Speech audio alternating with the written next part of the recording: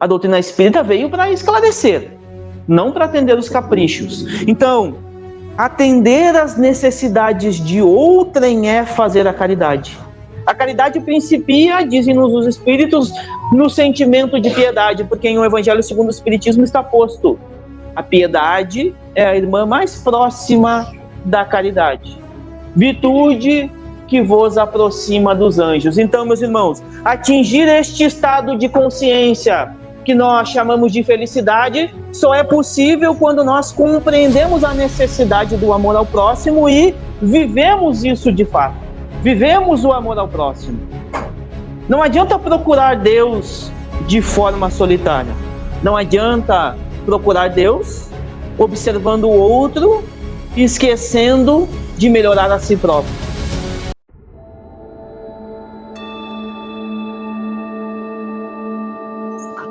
Uma boa noite a todos os irmãos presentes. Boa noite aos irmãos internautas que estão nos assistindo.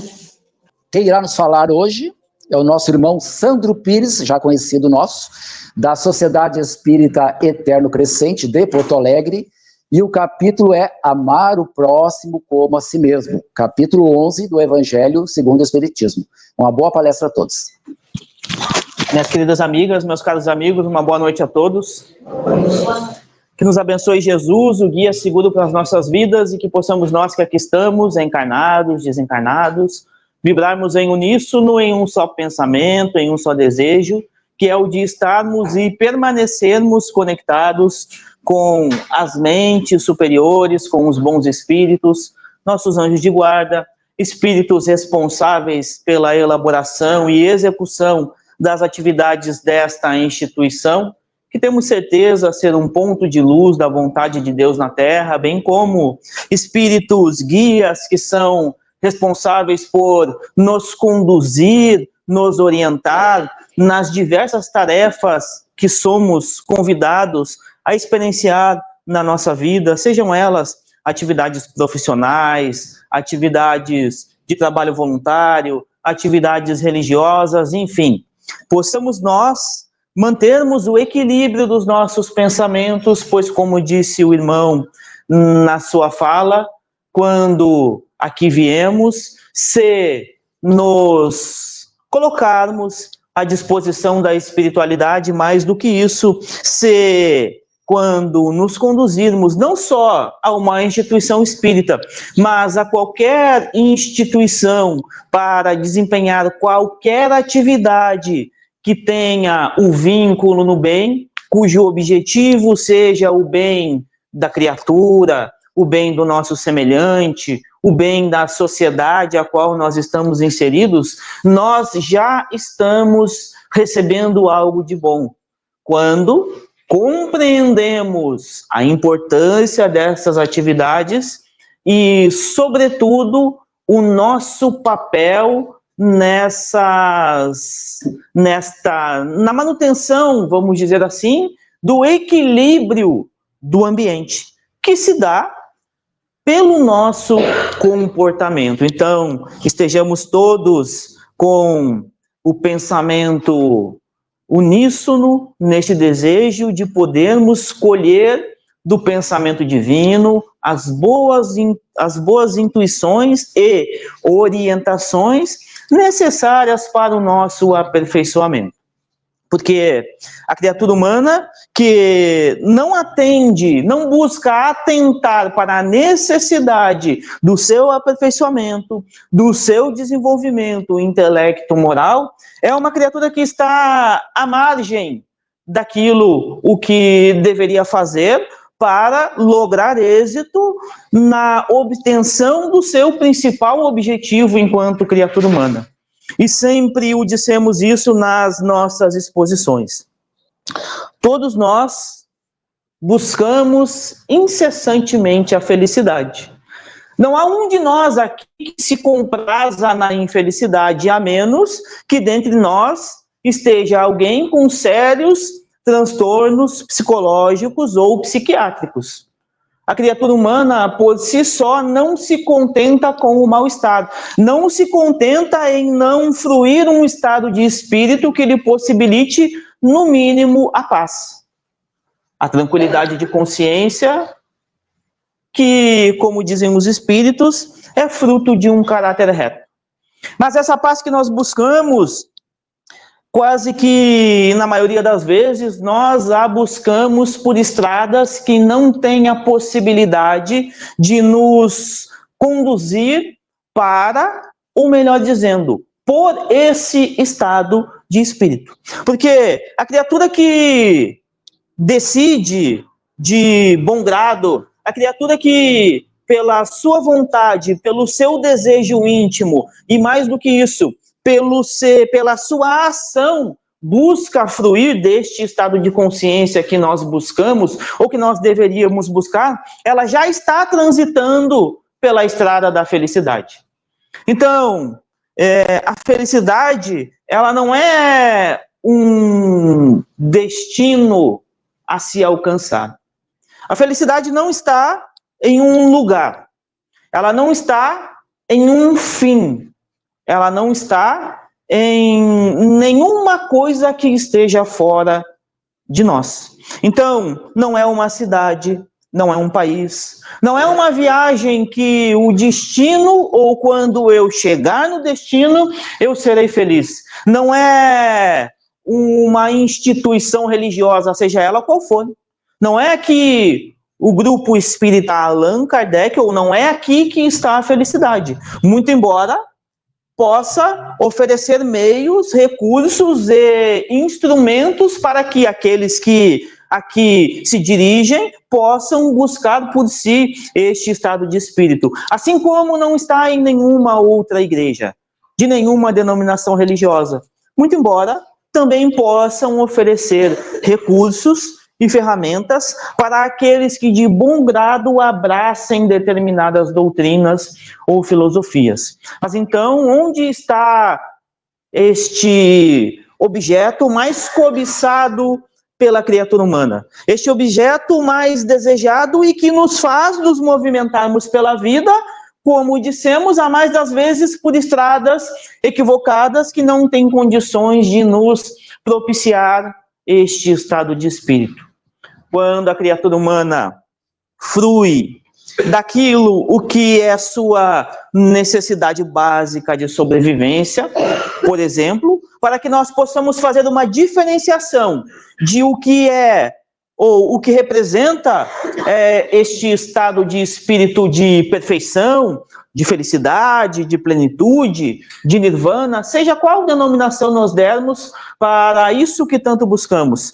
Quando nós nos movimentamos pela vida e atendemos às nossas necessidades mais básicas, mais fundamentais, mais primordiais de subsistência, nós temos uma recompensa que nos é dada pelo nosso sistema límbico, que nos causa uma sensação de prazer.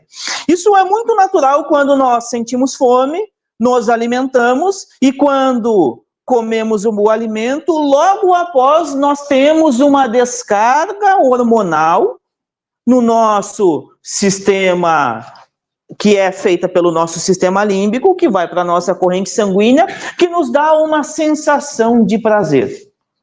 Muito embora muitas vezes a comida possa ser muito gostosa, a sobremesa pode ser muito bem feita, esta potencialização do ato de alimentar-se, por ser uma necessidade de subsistência da criatura humana, faz com que alguns de nós confundamos esta sensação de prazer com felicidade.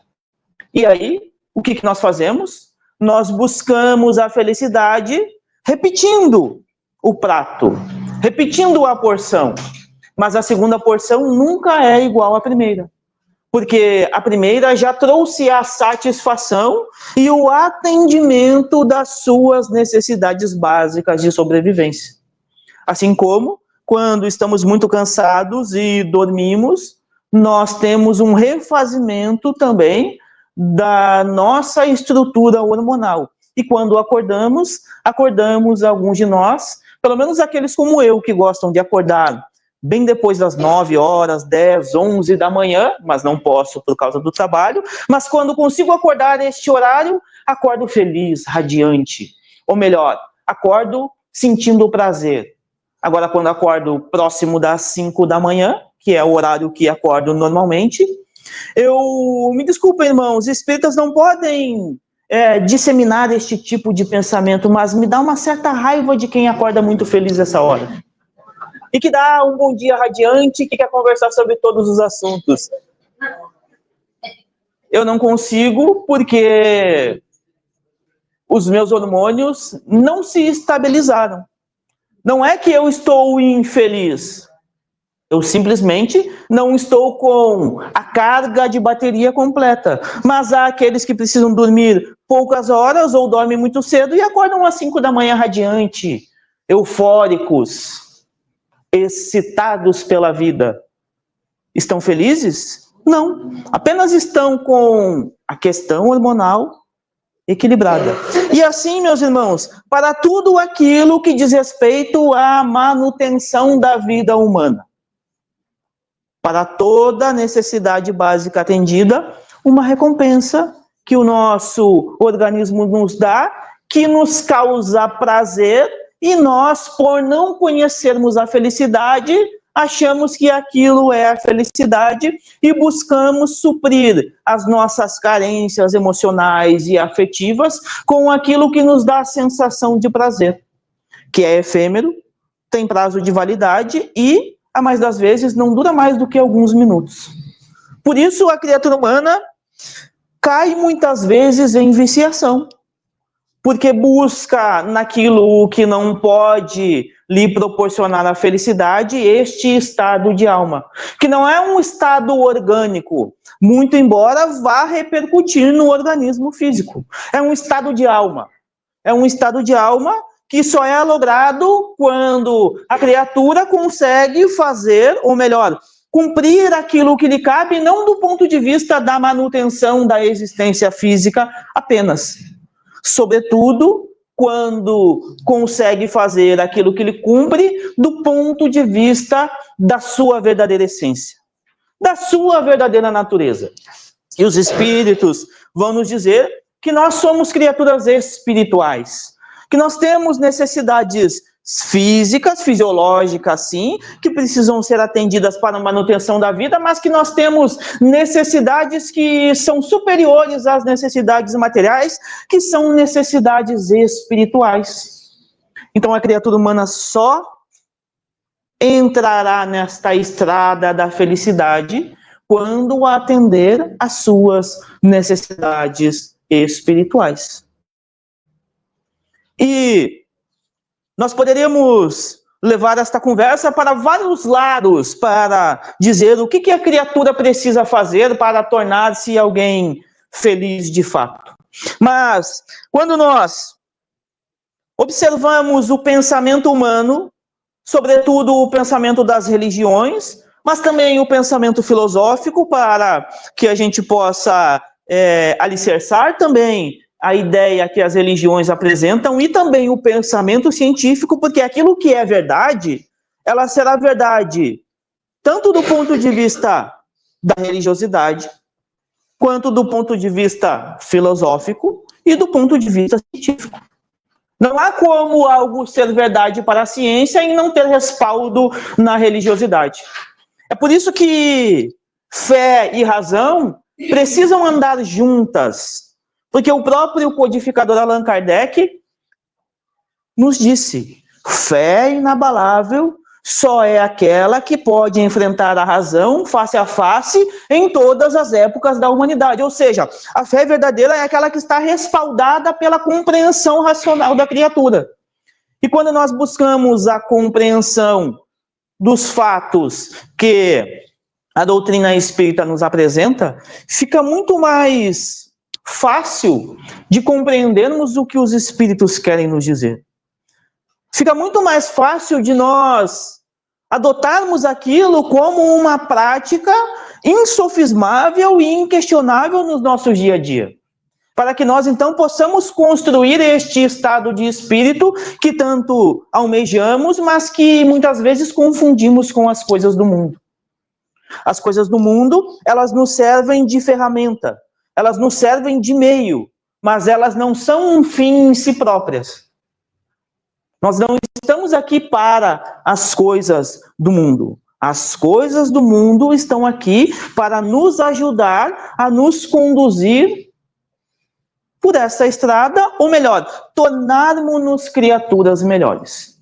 Então, quando pegamos o pensamento, já que somos espíritas, e eu não sei se aqui está vindo pela primeira vez alguém que não tenha contato ainda com a doutrina espírita, tanto as criaturas encarnadas, quanto as criaturas desencarnadas, ou aqueles que nos assistem pela internet, que ainda não tiveram contato com a doutrina espírita.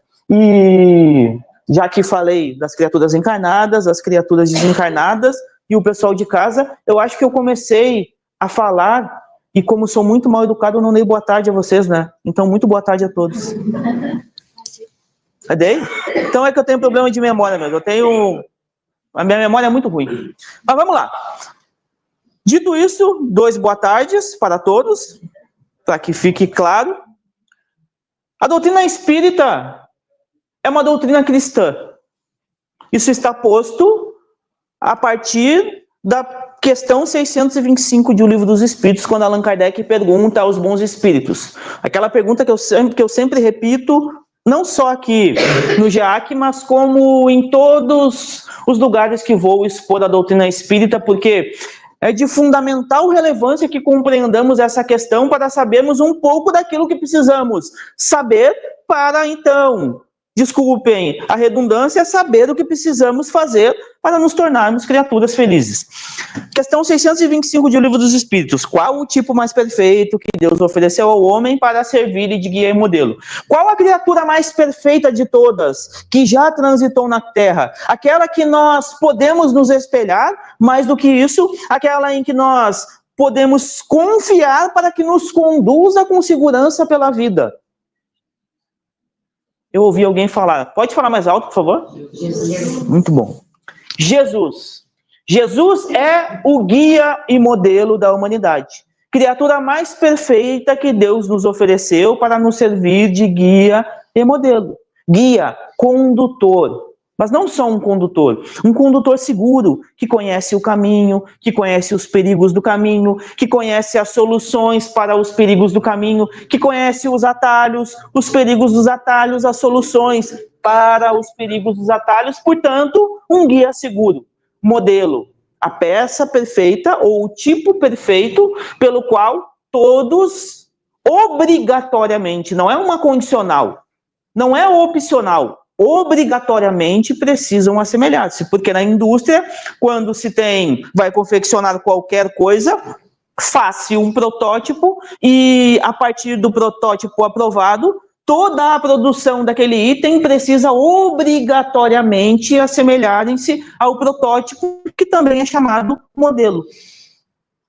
Então nós precisamos nos assemelharmos ao nosso modelo, para que nos tornemos essas criaturas perfeitas. Mas então, a doutrina espírita, ela é uma doutrina cristã, como vinha dizendo, e o cristianismo, como nós sabemos, ele é herdeiro do pensamento judaico.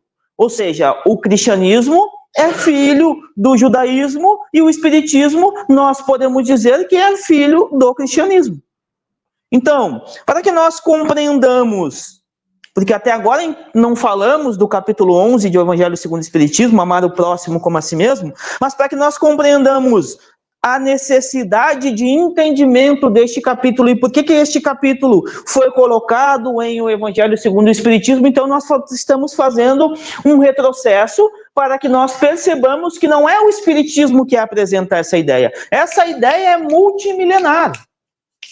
São milhares de anos desde que a criatura humana despertou para a consciência de si próprio, começou a ter um senso moral mais apurado, mais avançado, e então passou a compreender a necessidade do amor ao próximo. E no pensamento judaico, quando nós observamos o livro de Levítico, no capítulo 19, e tem o versículo 18, lá está posto: amar o próximo como a si mesmo. Quando nós vemos o livro de Deuteronômio, no capítulo 6, no versículo 5, lá tem aquilo que é considerado o maior mandamento da lei judaica: amar a Deus sobre todas as coisas, de todo o teu coração, de toda a tua mente, de todo o teu espírito e com todas as tuas forças. Esse é o maior mandamento da lei judaica. Só que os rabinos, os pensadores do judaísmo, vendo que Moisés havia recebido os 10 mandamentos, mas tem mais coisas embutidas aí. Porque não são só os 10 mandamentos que Moisés recebeu no Monte Sinai, que são o alicerce do pensamento judaico. No pensamento judaico, ou melhor, na lei judaica, diz até hoje, vige até hoje, que para que a criatura seja uma criatura justa, para que a criatura possa fruir da terra da promissão, o que eles estão falando? Quando nós lemos no Antigo Testamento ou no Novo Testamento a terra da promissão, herdar a terra, um pouco depois Jesus falando sobre o reino dos céus, eles estão falando da mesma coisa. Eles estão falando dessa busca da criatura humana por tornar-se alguém feliz. Herdar a terra prometida, herdar a terra da promissão é o que Jesus chamou o reino dos céus e que nós chamamos de felicidade. São as mesmas coisas. Então, na lei mosaica dizia que para ser um homem justo e poder herdar a terra da promissão ou adentrar a terra da promissão, era preciso cumprir os mandamentos. Pois bem, só que os mandamentos da lei judaica não são só os 10 que nós conhecemos pelo catolicismo.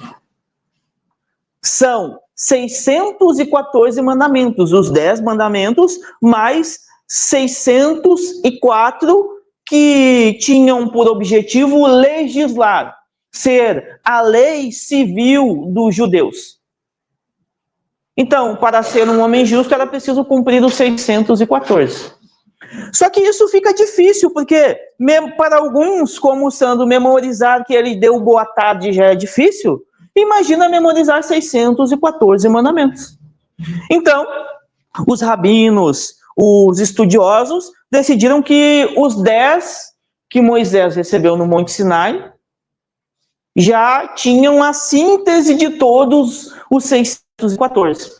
Mas mesmo assim, para alguém que não sabe se deu boa tarde, então, mais à frente, alguns séculos após, os rabinos, liderados por um em particular chamado Hilel, que era avô de Gamaliel, para aqueles que leram a obra Paulo Estevão, para aqueles que não leram, recomendamos. Aliás, não é o Sandro quem recomenda. Francisco Cândido Xavier, quando questionado qual a obra que ele recebeu psicograficamente que mais o tocou, qual é que ele julgava mais importante, ele citou 2, Paulo Estevão e Boa Nova. Então, é um dever nosso conhecer essas obras. Mas aí então, voltando, Hilel, que era um rabino judaico muito conhecido, avô de Gamaliel, que era preceptor de Paulo, ou mestre de Paulo, ou melhor, de Saulo, que tornou-se Paulo. Obra Paulo Estevão e, no Novo Testamento, as epístolas de Paulo, as epístolas paulinas, recomendação, e também Atos dos Apóstolos, que não foi escrito por Paulo, mas Lucas escreveu por sugestão de Paulo, que conta algumas coisas vividas pelos primeiros apóstolos do cristianismo. Voltemos então. Então, Hilel, junto com esses outros rabinos, eles estatuíram que, dentre todos os mandamentos, tudo aquilo que estava posto na lei judaica, havia um mandamento que poderia ser referido como sendo o mais importante de todos. Então eles fizeram uma junção desses dois mandamentos, o que está no livro de Deuteronômio, que fala para amar a Deus sobre todas as coisas, e o que está no livro de Levítico, que diz para amar o próximo como a si mesmo. Então, o maior mandamento da lei judaica passou a ser amar a Deus sobre todas as coisas e ao próximo como a si mesmo. Quando Jesus se apresenta na Terra, aproximadamente 1.400 anos após a saída do povo judeu do Egito, o que está muito bem descrito no livro de Êxodo, Jesus vem e diz o seguinte: eu não vim destruir a lei, mas eu vim dar-lhe cumprimento. Eu vim para que se cumpra tudo aquilo que está na lei. Só que Jesus deixa muito claro que o que ele defende da lei é a parte moral da lei. Aquilo que estava posto do ponto de vista legislativo, e Allan Kardec vai tratar disso muito bem em O Evangelho segundo o Espiritismo, no primeiro capítulo da obra que tem esse título, Não Vim Destruir a Lei, que a lei civil, a lei que tem por objetivo legislar sobre as criaturas e as relações entre as criaturas, ela é diferente entre os povos, diferente por conta da cultura e diferente por causa do avanço moral das criaturas. E os Espíritos nos dizem que quando o amor se fizer presente na criatura humana, não haverá necessidade de outras leis, de uma constituição de leis para reger o convívio. Por quê? Porque o amor basta. Aquele que ama respeita, aquele que ama não usurpa, aquele que ama não lesa, aquele que ama não tira vantagem. Então, as coisas andarão por si só apenas pelo amor. E aí, aqui, meus irmãos, nós já estamos dizendo que no mundo melhor não haverá necessidade de advogados, juízes, promotores. Mas falta um pouquinho ainda. Então, aqueles que forem, não se preocupem. Então, assim como não haverá necessidade de tantas outras funções e profissões que nós temos hoje. Em um mundo feliz não há necessidade de médicos porque não há doentes, por exemplo. Então vejamos que até mesmo as ocupações e profissões, elas têm uma transitoriedade de acordo com o tipo de mundo e das criaturas que vivem nesses mundos. Então, Jesus vem dizer, eu não vim destruir a lei, eu vim dar-lhe cumprimento. Mas ele deixa claro em todos os momentos que, repetimos, o cumprimento que ele vem dar é da parte moral. Tudo aquilo que diz respeito à legislação são coisas do tempo que sucumbem com o tempo, sucumbem com os costumes, com a ignorância daquele povo, que quando mais avançados, não mais, por exemplo, apedrejarão as pessoas em praça. Não mais crucificarão pessoas. Então, Jesus deixa muito claro isso. Mas, Jesus, justamente por defender apenas a parte moral da lei e avançar um pouco daquilo que estava posto na lei, por exemplo, Jesus, certa feita, disse o seguinte, aprendestes o que foi dito, amai o vosso próximo e odiai ao vosso inimigo. Eu, porém, vos digo, amai aos vossos inimigos. Orai pelos que vos persigam. Então, Jesus vem para fazer com que um castelo de costumes que estava posto fosse derribado, fosse derrubado. Mas, por conta disso, ele era detestado por muitos. Mais particularmente por muitos doutores da lei, por muitas pessoas que ocupavam posições altas da política judaica, da sociedade judaica. Jesus era detestado, porque Jesus vem propor a libertação das consciências. Jesus vem propor que a criatura não fique mais escravizada por si mesma, pelas suas viciações. Jesus vem propor que cada um de nós, cada criatura pode ser feliz apenas dando conta de transformar-se moralmente. E aí, certa feita, um doutor da lei vem e lhe questiona, mestre, qual o maior mandamento da lei? E aí Jesus diz, respondendo a ele, melhor dizendo, Jesus lhe faz duas perguntas. E é interessante nós avaliarmos o diálogo, porque é um doutor da lei, ou seja, é alguém que conhecia a lei, que tinha por profissão executar a lei, cobrar daqueles que não executassem a lei a cobrança, condenar ou absolvê-los. Essa era a função de um doutor da lei. E este doutor da lei vem e pergunta para Jesus, qual o maior mandamento da lei? É a mesma coisa que um padeiro vir perguntar como é que se faz um pão. Ele tem que saber. Então Jesus faz duas perguntas para ele. O que está escrito na lei? Como lês? Quando Jesus pergunta o que está escrito na lei, Jesus está dizendo para ele, olha, se tu é um doutor da lei, tu deve saber o que está escrito na lei. Então me diz o que está escrito na lei. E quando Jesus pergunta a ele como lês, não é se você lê sentado, deitado, dirigindo biga, à beira do lago de Genezaré, cuidando das suas ovelhas. Não. É como você interpreta o que está escrito. E aí o doutor da lei lhe respondeu, amarás a Deus de todo o coração, de todo o teu espírito, de toda a tua mente e com todas as tuas forças. E ao teu próximo como a ti mesmo. Jesus disse a ele, pois bem, respondeste bem, faze isso e viverás. E aí o doutor da lei,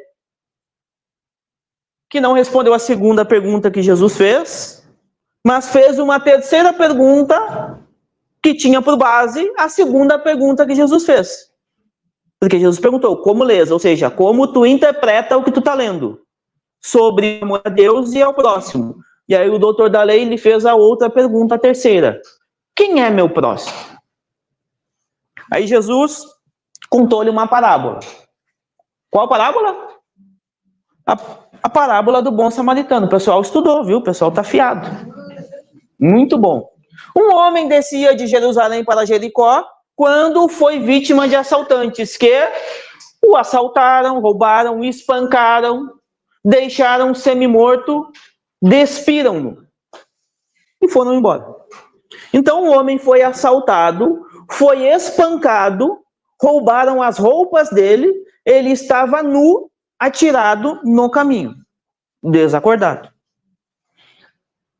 Vinha do templo, descia do templo um sacerdote, e vendo o homem caído, passou para o lado e seguiu o seu caminho. Vinha um levita, que vendo a atitude do sacerdote, e viu o homem caído, também seguiu adiante. O sacerdote, meus irmãos, é a figura que ensina a lei de Deus. O sacerdote ensinava isso que eles estavam conversando no templo, amar a Deus sobre todas as coisas e ao teu próximo como a ti mesmo. O levita, quando houve a distribuição, ou melhor, quando as 12 tribos de Judá, elas se dispersaram e cada uma ficou com uma região da terra de Israel, da Palestina, os levitas, que eram uma das tribos dos 12 irmãos, descendentes de Levi, eles não quiseram fixar-se em nenhum ponto. Eles preferiram tornarem-se nômades e serem aqueles que fossem levar a lei de Deus às criaturas do seu povo. Ou seja, eles escolheram a incumbência de serem nômades, transitarem por toda a terra e falar da lei de Deus. Viu o homem caído, seguiu. E aí Jesus diz, mas vinha pelo caminho um samaritano, que vendo o homem caído, encheu-se de compaixão. Depende da tradução, encheu-se de misericórdia. Ou alguma palavra que seja sinônimo. Mas o samaritano viu o homem caído e se condoeu. E ao se condoer, ele passa a ajudar aquele homem. Ele era um homem, um viajante, um mascate que vendia coisas, então ele pega o seu vinho, limpa as feridas do homem, depois pega o azeite de oliva, passa nas feridas, cobre o homem, coloca o homem no seu animal, leva o homem a uma hospedagem, cuida dele a noite toda. No outro dia, quando ele vai seguir viagem, ele paga o hospedeiro e diz, cuida dele. Se ficar mais caro, ou seja, ele pagou a hospedagem e deu um pouco a mais, pelo que ele diz, porque ele pagou a hospedagem e disse, se ficar mais caro, ou seja, ele deu a mais. Se ficar mais caro, quando eu voltar, eu te pago. Por que Jesus colocou o samaritano, depois de ter colocado um sacerdote, um levita, que eram pessoas que ensinavam a lei, que defendiam a lei, a conexão com o divino? Por que ele coloca um samaritano? Porque o samaritano e os judeus se detestavam. É mais ou menos... Eu nunca fiz isso, mas eu vou falar aqui, porque eu tenho certeza que a espiritualidade é superior a essas mesquinharias. É mais ou menos o que é hoje aqueles que têm um posicionamento político à direita ou à esquerda. Aquele que é colorado ou é gremista. Que algumas vezes brigam por causa do seu time de futebol ou do seu político de estimação. Detestavam-se por conta da grande cisma das tribos do que houve, das tribos do norte e das tribos do sul, que eu não vou poder entrar em mais detalhes porque o nosso tempo já está se indo. Mas eles brigaram e houve uma dissensão. Os povos mais ao norte dos povos mais ao sul, e eles passaram a partir daí a detestar. E aí Jesus coloca uma criatura que era de um povo detestado pelo judeu, que era com quem ele estava conversando, muito embora fizessem parte do mesmo tronco, da mesma árvore genealógica, mas ele coloca esse que era detestado. Como a criatura que atendeu às necessidades do outro. Para responder a pergunta, quem é meu próximo? E aí Jesus devolve a pergunta ao doutor da lei. Para ti. E isso é importante. Quem se tornou o próximo daquele que estava caído. Porque próximo, a gente não é só por estar sentado lado a lado, só por coabitar no mesmo CEP, no mesmo endereço, por termos o mesmo sobrenome.